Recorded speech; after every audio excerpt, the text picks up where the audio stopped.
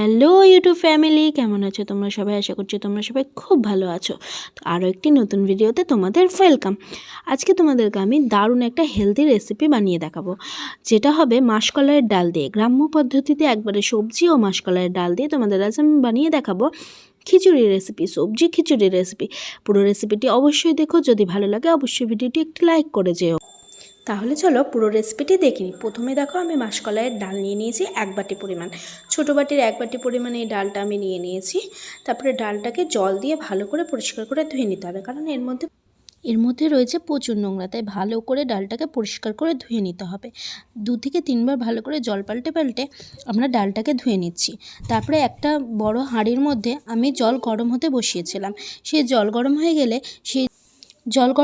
সেখানে যে মাসকলাইয়ের ডালটা ধুয়ে রেখেছিলাম সেটা দিয়ে দিলাম। একটু ফুটে আসলে জলের মধ্যে দেখো নোংরাগুলো ভেসে উঠেছে, ফেনা ফেনা উঠেছে। সেই ফেনাগুলোকে আমি তুলে নেব, যতটা সম্ভব তুলে নেওয়া যায় সেই নোংরা ফেনাগুলোকে তুলে নিচ্ছি। তারপরে একটু 1 চামচের মতন লবণ দিয়ে দিলাম। লবণ দিয়ে এবার ডালটা সেদ্ধ হতে রেখে দেবো, প্রায় 40 থেকে 60% সেদ্ধ হওয়ার জন্য রেখে দেবো।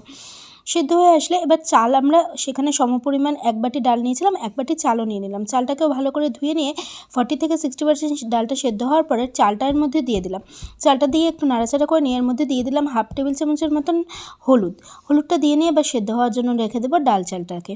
তারপরে আমরা একটা কড়াই নিয়ে নিয়েছি, কড়াইয়ের মধ্যে সর্ষের তেল গরম করে নিয়েছি। সর্ষের তেল গরম হয়ে যাওয়ার পর আমরা এর মধ্যে দিয়ে দিচ্ছি 2টো তেজপাতা, 2টো শুকনো লঙ্কা আর 1 চামচের মতন জিরে, সাদা জিরে দিয়ে নিয়ে একটু ভাজা ভাজা হয়ে আসলে তার মধ্যে দিয়ে দেবো নতুন আলু, যেটা লাল আলু বলে।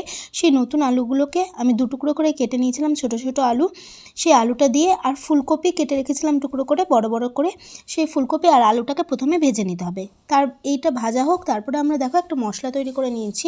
মশলার জন্য আমাদের লাগছে টমেটো, আদা আর কাঁচা লঙ্কা, সেটাকে পেস্ট করে নেব। এদিকে দেখো ফুলকপি আলুটাও সেদ্ধ হয়ে এসেছে।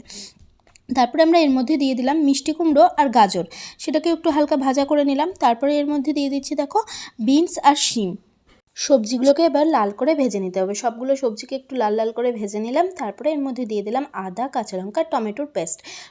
এবার যে মশলাটা আমরা এর মধ্যে দিলাম সেটাকে একটু ভালো করে ভেজে নিতে হবে। ভালো করে কষিয়ে নিলাম সবজিগুলোর সাথে মশলাটাকে। কষানোর পরে আমরা এর মধ্যে অ্যাড করলাম লবণ। লবণটা তোমরা তোমাদের স্বাদ অনুযায়ী ব্যবহার করবে। তারপরে এর মধ্যে দিয়ে দিচ্ছি হলুদ গুঁড়ো। লবণ, হলুদ গুঁড়ো দিয়ে দেওয়ার পরে অ্যাড করব জিরে গুঁড়ো, দিয়ে দিচ্ছি লাল কাশ্মীরি লঙ্কা গুঁড়ো। সব কিছু দিয়ে মশলাটাকে ভালো করে ভেজে নেব। আর কষানো হয়ে গেলে সবজিগুলোকে সাইড করে নেব। এরপরে আমাদের ডাল চালটা যেটা সেদ্ধ হতে রেখেছিলাম সেটা প্রায় 80% মতন সেদ্ধ হয়ে রয়েছে। তার মধ্যে আমরা দিয়ে দেব সবজিগুলোকে। সবগুলো সবজিকে এর মধ্যে দিয়ে দিলাম। দিয়ে নিয়ে প্রায় 10 থেকে 15 মিনিট এটাকে ঢাকা দিয়ে এবার সেদ্ধ করে নেব। আমাদের আরেকটু জলের প্রয়োজন ছিল, তাই কড়াইয়ের মধ্যে আরও খানিকটা জল নিয়ে সেই জলটাই এর মধ্যে দিয়ে দিলাম। জলটা দিয়ে নিই, কারণ খিচুড়ির মধ্যে জলটা প্রয়োজন হয়, কারণ ঠান্ডা হয়ে গেলে খিচুড়িটা আবার শুকিয়ে যাবে। তার জন্য জলটা একটু বেশি করে দিলাম। আর সেদ্ধ হওয়ার জন্য জল প্রয়োজন। আর সাথে দিয়ে দিলাম লবণ। আর লবণটা আমি আগেই বলেছি, তোমরা তোমাদের স্বাদ অনুযায়ী দেবে। তারপরে এর মধ্যে দিয়ে দিলাম কড়াইশুঁটি। সব কিছু দিয়ে নাড়াচাড়া করে সেদ্ধ হওয়ার জন্য রেখে দিলাম। 10-15 মিনিট পর ঢাকনা খুলে দেখলাম সুন্দরভাবে সেদ্ধ হয়ে গিয়েছে। তারপরে এর মধ্যে আমরা ঘি, গরম মশলা দিয়ে নিয়ে নামিয়ে এবার পরিবেশন করব। এইভাবে খিচুড়ি রান্না করে একবার বাড়িতে খেয়ে দেখবে। মাসকলাইয়ের ডাল দিয়ে খুব ভালো হয় খেতে। মুগের ডাল দিয়ে তো সকলেই খায়, মাসকলাইয়ের ডাল দিয়ে একবার রান্না করে দেবে, খুব ভালো হয় খেতে। তারপরে আমরা এটাকে পরিবেশন করলাম বেগুন ভাজা আর পাঁপড় ভাজা দিয়ে। আশা করছি ভিডিওটি ভালো লেগেছে। ভালো লাগলে অবশ্যই একটা লাইক, কমেন্ট, শেয়ার করতে ভুলবেন না। নতুন বন্ধুরা সাবস্ক্রাইব করে যাবে আরও নতুন নতুন ভিডিও দেখার জন্য। থ্যাংক ইউ সকলকে পাশে থাকার জন্য, সাথে থাকার।